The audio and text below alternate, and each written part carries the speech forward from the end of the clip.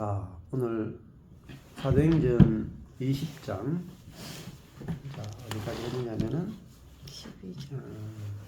12절까지 했고요. 네, 오늘 13절부터 하겠습니다. 사도행전 20장 13절. 바울의 3차 선교여행 중인데, 3차 선교여행 중에서 지금 드로아 에서 죽은 유두고가 살아나는 그런 사건을 경험했고, 이제 그 소아시아 제일 끝이 드로아죠. 근데 거기서 13절로 가보면, 우리는 앞서 배를 타고, 이게 전도팀이죠.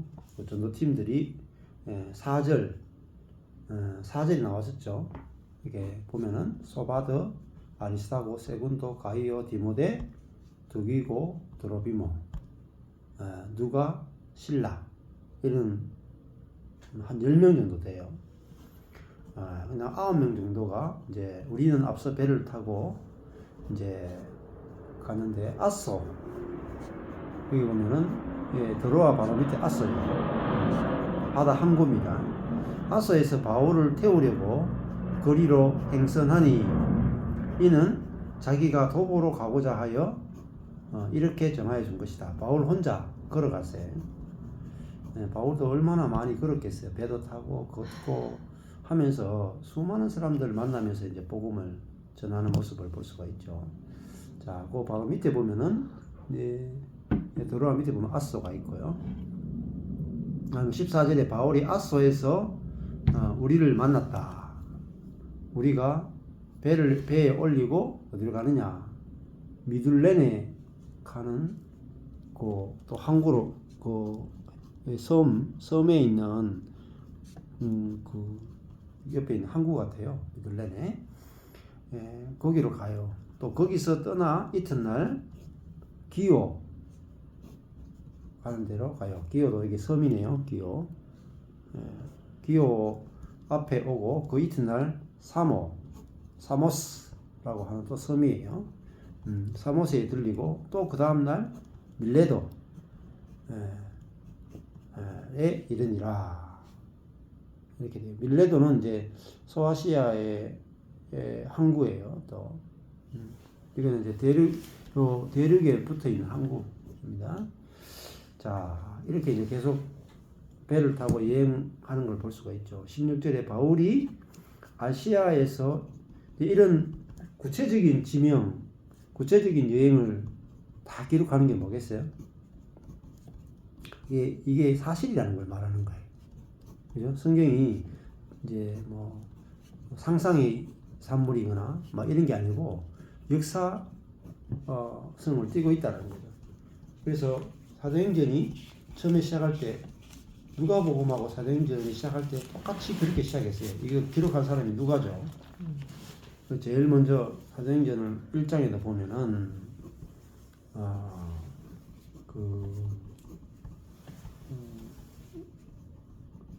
누가복음 1장이 나오죠. 누가복음 1장에서 누가복음을 기록할 때 모든 일을 이루어 자세히 살펴서 기록했다, 이렇게 나와요.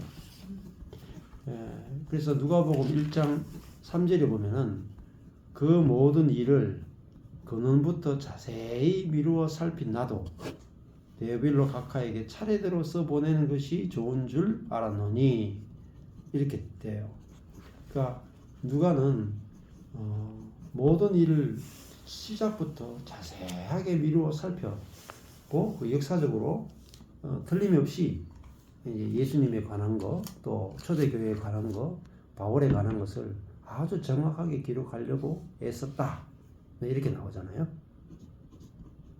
자, 그래서 사도행전도 누가복음도 누가가 기록했고, 사도행전도 누가가 기록했는데, 이렇게 자세하게 기록할 수 있었던 것은 누가가 바울과 함께 여행했던 전도팀이라는 거예요.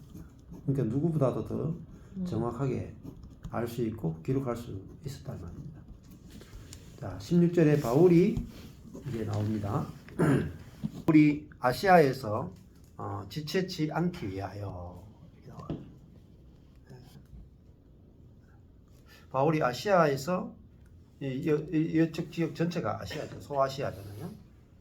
에베소를 중심으로 한 소아시아에서 지체하지 않기 위해서 에베소를 지나 이게 이 3차 선교 여행에 2년 동안 머무른 곳이 에베소였죠. 그죠? 거기서 드라노 소원을 세워서 이 지역에 많은 부흥이 있었지만 폭동이 일어나가지고 도망갔죠. 도망갔다가 또 다시 돌아오고 에베소를 지나 행선하기로 작정했다. 들어가서 있으면 또 위험하기 때문에 이는 될 수 있는 대로 오순절 안에 예루살렘에 이르려고 급히 갔다.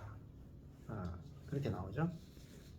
자, 이때 이제 뭐 예루살렘에 이제 가는 것들이 아주 중요한 거였기 때문에 빨리 가려고 이제 급히 서둘렀단 말이에요. 그래서 17절에 보면 바울이 밀레도에서 사람을 에베소로 보내요.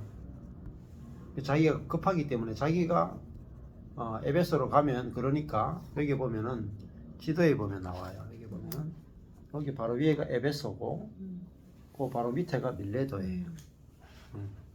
그 위에가 에베소고 바로 밑에가 밀레도라. 밀레도도 보면 항구 도시 항구. 에베소는 조금 항구 아니고 안에 들어있죠. 조금 안에 들어있고 밀레도는 조금 항구 쪽으로 돼 있어요. 이게 밀레도로 장로들을 불러요.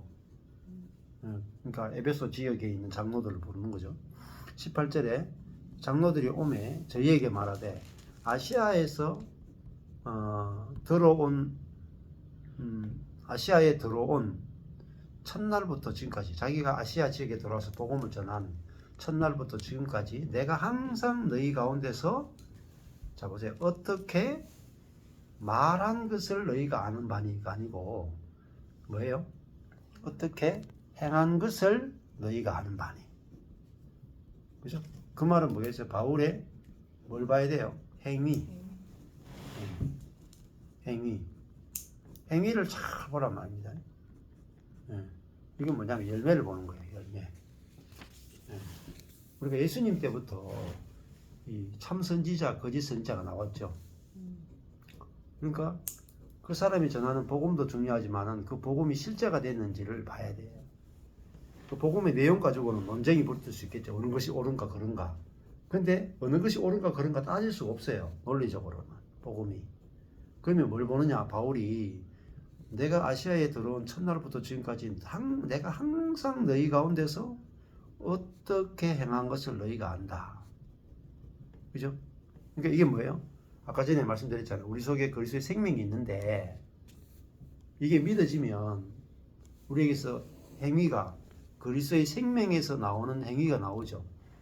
그리스도의 생명에서 나오는 마음, 그리스도의 생명에서 나오는 생각, 그리스도의 생명에서 나오는 그 표현들이 마음이 나온단 말입니다. 그거를 여기 있는 에베소 성도들이 접촉을 했단 말이죠. 근데 그것이 기준이 되는 거예요. 말씀이 어떻게 실제가 되는지. 근데 그게 뭐예요? 바울이 어떻게 행했어요?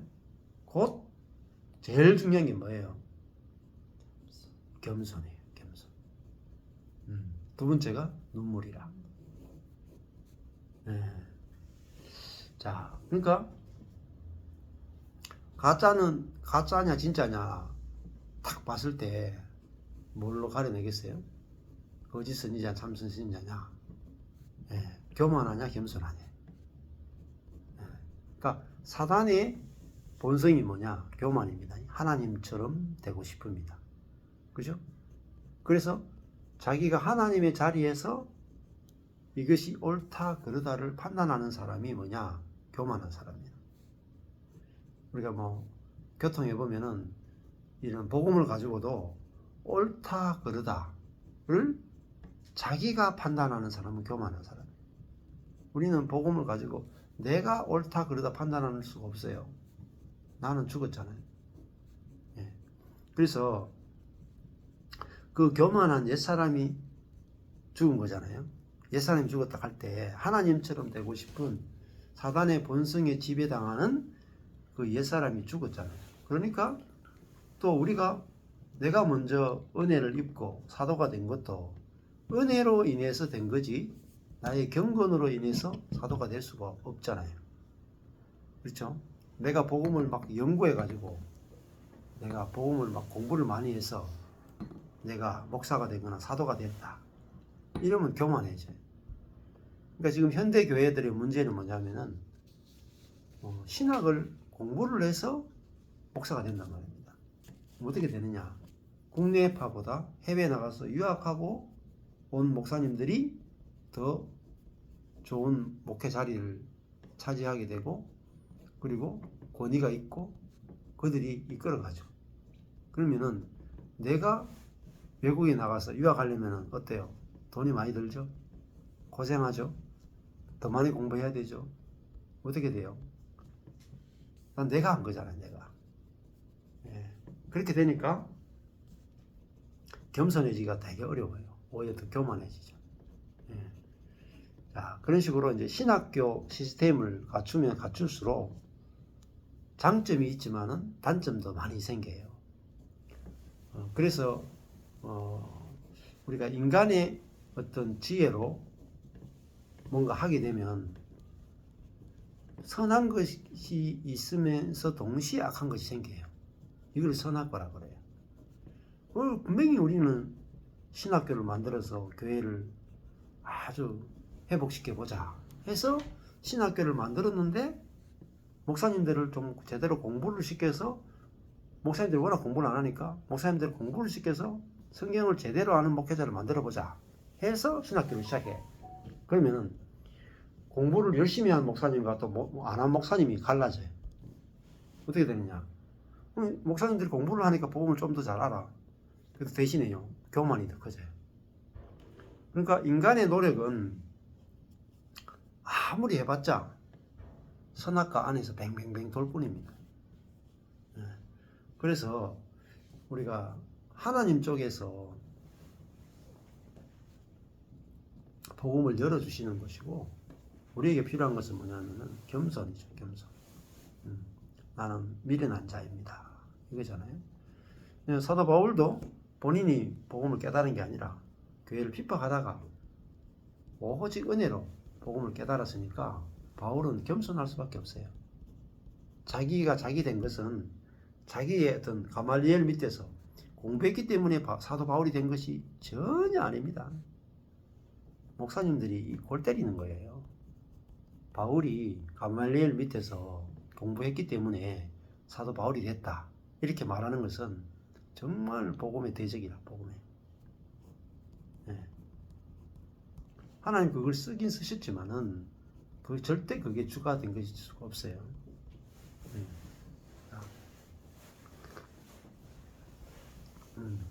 그래서 바울은 자기가 복음을 더 많이 알기 때문에 가말리엘 밑에서 공부를 많이 했기 때문에 복음에 대한 지식이 많기 때문에 성도들을 가르치러 다닌 게 아니에요.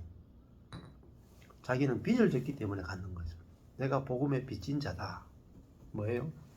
여러분 때문에 여러분이 아니었으면 내가 다메섹에서 부름을 받을 수 없었다는. 나의 나된 것은 그리스도의 은혜 때문이고 또 나의 나된 것은 여러분 때문이다 말입니다. 그렇잖아요. 자기의 구원은 이방인들을 구원하기 위해서 자기가 구원받았잖아요. 그러니까 바울은 항상 빚진 자의 마음으로 은혜 받은 자의 마음으로 복음을 전할 수밖에 없었어요. 그게 뭐냐? 그게 겸손이에요. 겸손. 그래서 그냥 겸손이 아니죠. 바울이 갔을 때 그냥 겸손이 아니고 모든 겸손이에요. 모든 겸손. 이게 이제 원어로 보면은 그 뭐라고 되어 있냐면은 타페이노 프로신이에요. 타페이노 프로신이에요. 이거는 마음이 낮음이에요. 마음의 낮음. 모든 마음의 낮음과 그 다음에요 눈물이죠. 눈물. 이 눈물은 뭐예요? 그들을 향해서 그죠? 아버지 마음이죠. 아버지 마음. 그들을 향한 긍휼, 예? 사랑의 마음 이런 거잖아요. 율법적이지 않죠. 겸손이라 하는 것은 상대방보다 더 낫단 말입니다. 우리가 상대방보다 위치가 낮으면은 선하게 율법이 나올 수가 없어요. 그렇잖아요. 상대방보다 낮은 자리에서 가르치는 게 아니고 상대방보다 낮은 자리에서 눈물을 흘리는 거예요. 그럼 그리스도의 마음으로 호소하고 권면하는 거죠. 격려하고 그들을 살리고 이런 거지. 막 율법을 가지고 막 명령하고 지시하고 훈련하고 이게 아니단 말이에요. 예. 그래서 어떻게 행했느냐. 제일 중요한 게 모든 마음의 낮음과 눈물이다. 예. 그렇죠? 뭐 눈물이라 하는 게 결국은 그죠? 아비가 됐다는 아비. 아비로서 자녀를 양육할 때, 그죠? 예, 엄마의 마음이잖아요. 자녀를 키울 때. 율법적인 것도 있겠지만, 율법보다는 엄마가 아이를 키울 때 눈물로 키우잖아요. 그렇잖아요. 수고하고, 애쓰고, 잠 못 자고, 우리 아이를 위해서라면은, 내가 기꺼이 내 젊음이나, 내 건강이나, 내 어떤 그런 것들을 희생해도 좋다. 그러니까 아이를 위해서라면 기꺼이 내 시간, 물질, 건강, 젊음, 아름다움 다 포기해도 좋다. 이게 눈물이죠. 이게 바울 속에서 나오는 그리스도의 마음이었단 말이에요. 그게 겸손과 눈물이에요. 그리고 이 겸손은 결국은 뭐죠? 예수님의 마음이에요. 예수님의 생명. 예수님의 생명에서 나오는 거예요. 예수님이 뭐라 했어요? 나는 온유하고 겸손하다. 맞죠? 예수님의 생명의 제일 큰 특징은 온유와 겸손이. 그러면은 이 눈물은 뭐겠어요? 눈물이 사실 온유라고 볼 수 있어요. 온유. 온유라는 것은 아주 부드러운 거예요.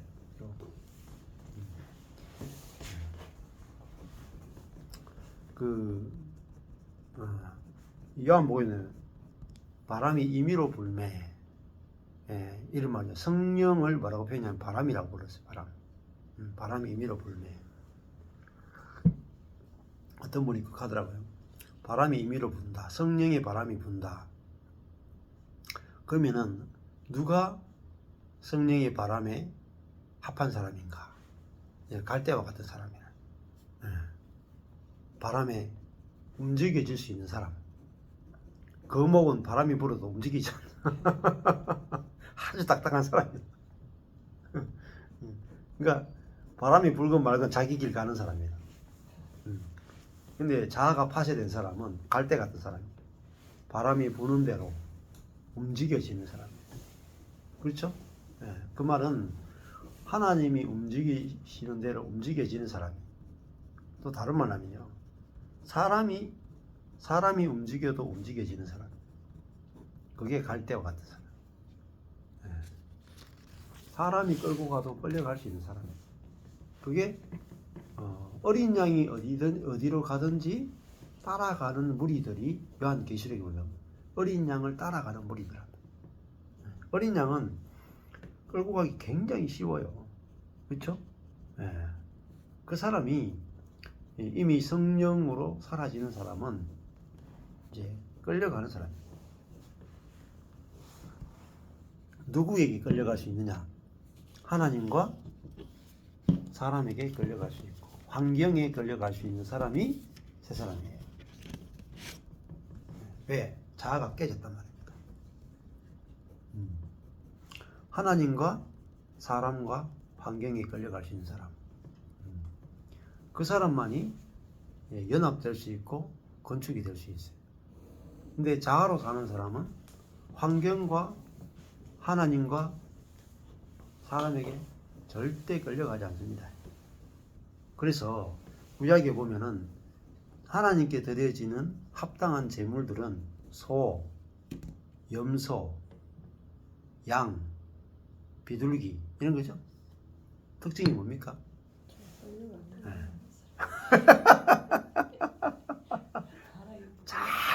잘 끌려가는 사람입니다. 자, 그러니까 이게 뭘 말하냐면 잘 안 끌려가는 게 뭐냐? 이게 진짜 내가 아니란 말이야. 진짜 내가 아니야. 속은 나란 말이야. 거짓 나란 말이야. 그게요 사단이에요 사실. 결국은 우리는 알아채는 거죠. 알아채는 거. 사단이 뭐냐 이걸 알아채는 거. 사단은 자아로 나타나는 거. 그러니까 하나님과 환경과 사람에게 끌려가지 않는 그것이 결국은 자기 중심성이 하나님처럼 된 것이고 자기가 모든 것의 기준이 된 거예요. 그래서 자기가 기준이 되어서 이게 좋다, 나쁘다, 옳다, 그르다, 행복하다, 불행하다 자기가 기준이 되어서 행복하다, 불행하다 이게 죄입니다. 죄가 뭐냐? 자기가 기준으로 이게 행복이고 저게 불행이다. 이게 죄예요. 근원적인 죄예요. 하나님의 기준이 아니고.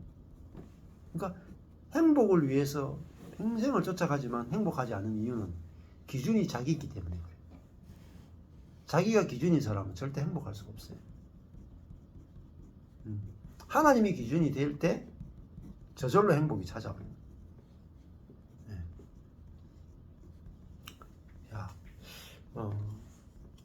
그래서 사도 바울이 내가 항상 그래요. 항상. 한두 번이 아니에요. 항상 너희 안에서 어떻게 행한 것을 너희가 알고 있다. 그게 뭐냐? 모든 마음의 낮음과 눈물이. 근데 바울이 내가 항상 너희 가운데 어떻게 행한 걸 알지? 내가 얼마나 기적을 행한지 알지? 내가 얼마나 말씀을 잘 듣는지 알지? 내가 복음 전했을 때 얼마나 많은 사람들이 돌아왔는지 알지? 이렇게 말 안 하잖아요. 그죠? 네. 사도라고 하는 가장 강력한 증거 뭔지 아세요? 오래 참음이에요. 네? 기적이 아니에요. 하나님이 보내신 사람의 가장 중요한 특징은요, 오래 참음입니다. 네. 왜 그러냐? 오래 참음이 사랑이에요, 사랑. 그게 생명의 열매란 말입니다. 열매. 겸손이 뭐예요? 겸손이 곧 사랑입니다, 여러분. 고린도전서 13장에 보면 사랑은 교만하지 아니하며 이죠. 교만하지 않은 게 사랑이라. 교만한 게 사랑이 없습니다. 겸손은 겸손과 눈물 한마디로 하면 사랑이라. 한마디로 하면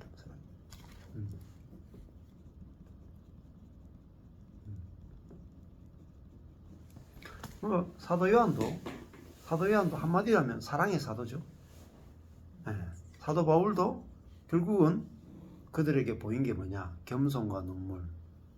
또 겸손이라고 하는 것은 다른 말 하면요, 자기의 약함을 내놓는 거예요. 약함을 내놓는 거예요. 부끄러워하지 않고 약함을 내놓으면 어떻게 돼요? 형제를 살린다. 자기의 강함을 내놓으면 형제를 부끄러워하게 만드는 거예요. 자기의 약함을 내놓으면 형제를 격려하고 위로하고 살려내는 거예요. 그래서 사도 바울은 항상 그죠? 약함을 자랑했어요. 그냥 내놓는 정도가 아니고 자기의 약함을 자랑했대. 그러니까 사도 바울 앞에 가면은 열등감이 안 생겨요. 열등감이 생기게 만드는 것은 좋은 게 아닙니다. 내가 어떤 사람을 만났는데 열등감이 생긴다. 그러면은 별로 좋은 게 아니라 그건 진짜 복음이 아니에요. 그래서 누군가 저를 만났는데 목사님 만나라 자꾸 열등감이 생기네. 제가 뭔가 잘못하고 근데 사람은 어떤 사람을 따라간지 아십니까? 열등감을 느끼게 만드는 사람을 따라가요. 능력 있는 사람 쫓아가거든요. 왜냐하면 자기도 능력 있고 싶으니까. 근데 그 사람과 가까이 오래 있으면요 힘들어요. 자기는 앞에 있는 사람은 황새고 나는 뱁새거든요. 내가 뱁새인데 황새 되고 싶으니까 따라가는데 결국은요 그 앞에서 안식이 안 돼요. 내가 닮아가긴 하는데 안식이 안 된다. 자, 그래서 제일 중요한 요소를 제가 말씀드렸습니다. 바울이 이 에베소 지역에서 보인 것은 제일 첫 번째가 마음의 낮음, 두 번째가 눈물이죠. 세 번째, 유대인의 관계를 인하여 당한 시험을 참고 주를 섬긴 것 나오죠? 오래 참음이죠? 고난 가운데도 오래 참죠? 이거는요 사람이 오래 참는 게 아니에요. 성령의 열매입니다. 성령의 열매가 사랑과 희락과 화평과 오래 참음과 나오죠? 오래 참음. 저절로 참아지는 거예요. 저절로. 자, 그러니까 그 시험이 뭐예요? 왜 참아지느냐 하면요, 이 자아의 관점에서 보면요, 시험은 나쁜 거죠. 불행이죠. 그런데 우리가 생명의 관점에서 보면 내가 기준이 아니기 때문에 고난이나 시험이 나쁜 게 아니에요. 하나님이 이게 필요하니까 주신 거 아니겠어요? 그죠? 하나님이 필요 없는데 허락하지 않거든요. 그러니까 생명의 관점에서 보면, 하나님의 은혜의 관점에서 보면 시험이, 유대인의 관계로 인한 시험이 에베소에서 핍박받았잖아요. 도망가잖아요. 근데 그것이 하나님이 허락하신 거란 말입니다. 그러니까 당연히 하나님이 허락하셨으니까 그 환경에 끌려가잖아요. 그죠? 그러니까 오래 참을 수 있는 거예요. 나쁜 일이 아니니까. 그게 하나님의 뜻이 있으니까. 그래서 시험을 참고 주를 섬겼죠. 자, 이것이 겸손, 눈물, 오래 참음.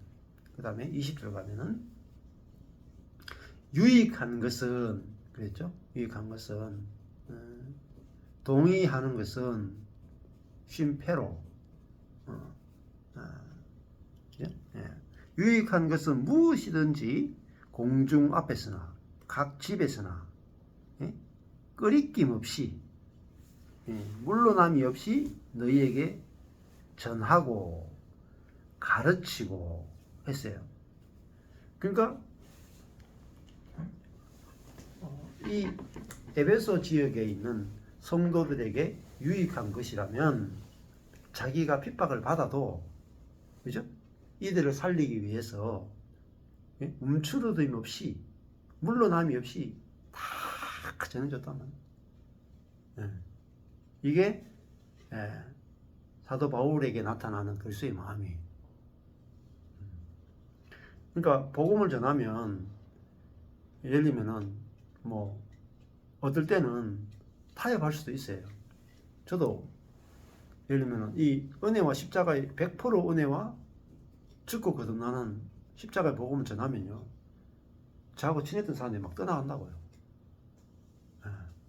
또 어떤 사람은 너무 힘들다 하기도 하고. 그러면은 그러면 이거 좀 약화시켜서 전할까? 저 사람 저렇게 힘들어 하는데, 이런 마음이 들기도 한다면, 그러면은 유익한 것을 물러날 수밖에 없는 거라. 그 사람을 잡으려면은, 그렇죠? 근데 인간적으로 그 사람을 잡아야 교회가 유지되거나 목회가 되거나 뭐 할 게 아닙니까? 그죠? 근데 바울은 하나님 보시기에 유익한 것은 물러남이 없이 다 전했단 말이에요. 왜? 그것만이 살리는 거기 때문에.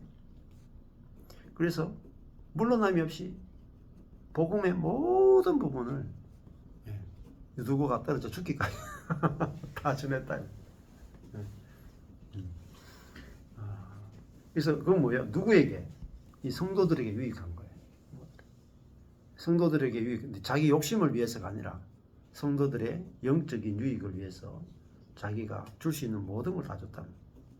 너에게 전하여 가르치고, 그 다음에 21절에 유대인과 헬라인들에게 유대인들이고 헬라인들이 이방인들이죠.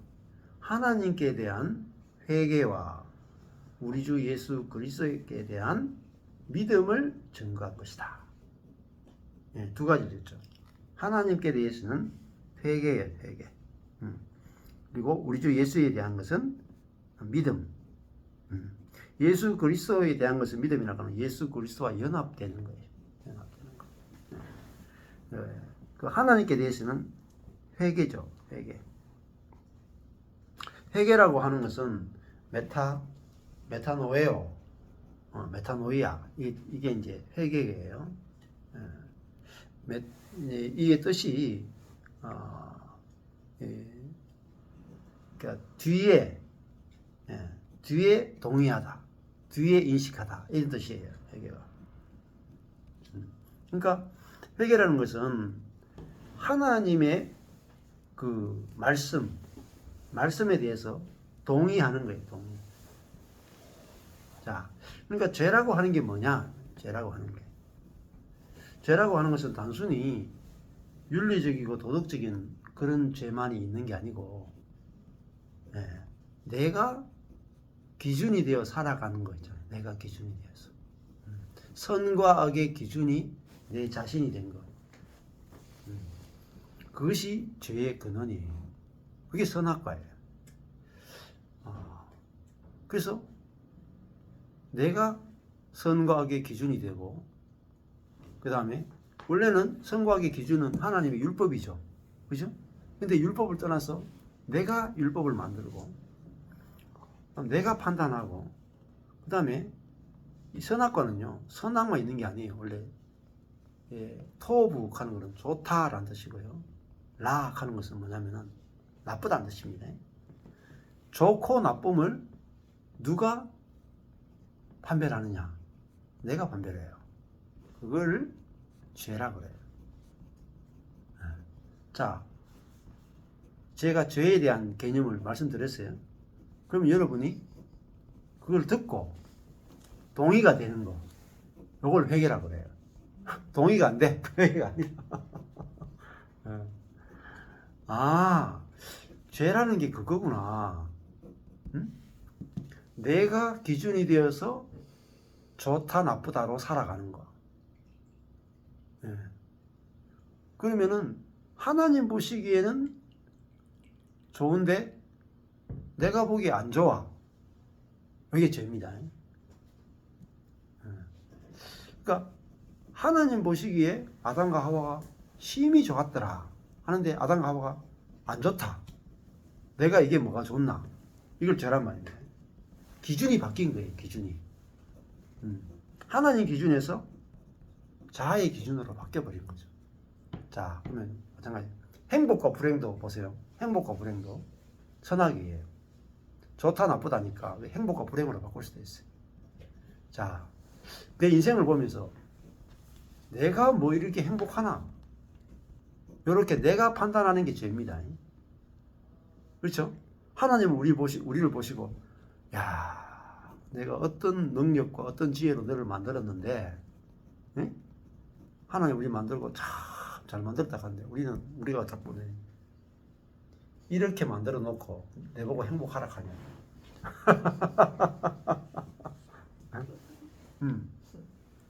그게 죄입니다, 죄.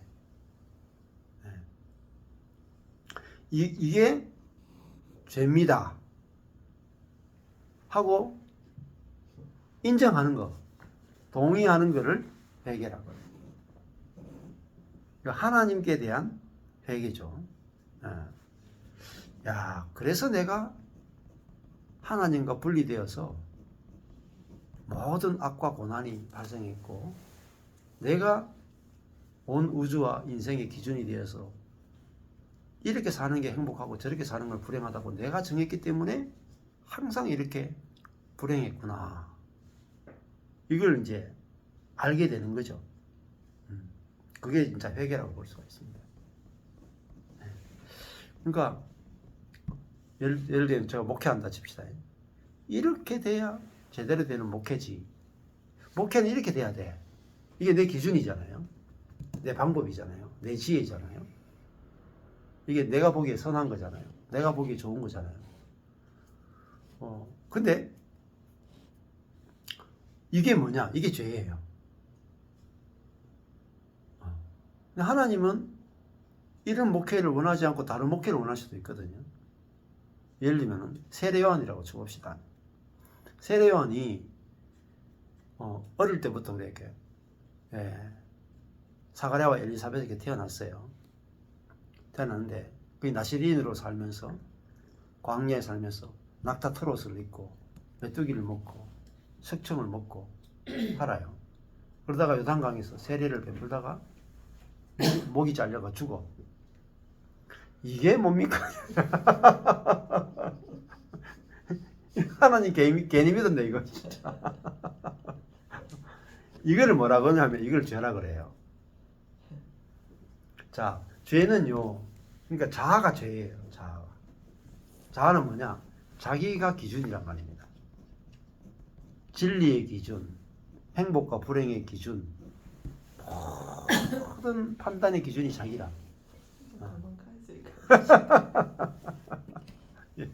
자, 그러니까 근데 이거를 말씀을 통해서 이게 죄구나가 딱 보여지면 그러니까 동의가 된단 말이에요. 동의가 되고 나면 이게 이제 그럼 이건 뭐죠? 내가 나를 고치는 게 아니고 그렇죠? 내가 속았구나 아는 거예요. 속았구나. 내가 사단에게 속았구나. 나를 기준으로 모든 것을 보게 만드는 놈이 누구냐? 내가 아니에요, 사실은. 사단이에요, 사단. 그래서 이게 사단이 만들어 놓은 견고한 진이란 말이에요, 견고한 진. 이게 알아질 때 우리는 하나님 당신의 말씀이 옳습니다. 당신의 말씀이 옳습니다. 이게 동의가 되는 게 뭐냐면 이게 막 죄진 것 때문에 막 울고 불고 이건 아주 낮은 수준이에요. 그 회개는 해봤자 삶의 변화가 없어 별로. 근데 이거는요 생명을 얻는 회개, 근원적 회개라, 자아가 죽는 회개라. 그러니까 이 회개가 있으면요 급격하게 바뀌어버려요 사람이. 이전과 이거 달라. 이 회개는요 거듭나게 하는 회개라. 거듭나게 하는. 네. 그래서 바울이 하나님께 대한 회개, 그리고 이 회개가 있고 나면 이제 나로 못 살잖아요. 내가 기준되어 못 살잖아요. 그래서 어떻게 되냐면 예수 그리스도의 생명으로 사는 것이 참 삶이구나. 그래서 예수 그리스도의 믿음을 넘어간단 말이에요. 내 가지고 예수가 사는 거. 요거를 증거했다. 그게 바울이 지금 에베소에서 뭘 증거했는지, 어떻게 보여줬는지를 전체를 다 보여주는 거예요. 이렇게 이걸 봐야 바울이 어떻게 복음을 전했고 어떻게 살았고 하는 것을 다 이게 다 보인단 말이에요. 사도행전은 되게 중요합니다.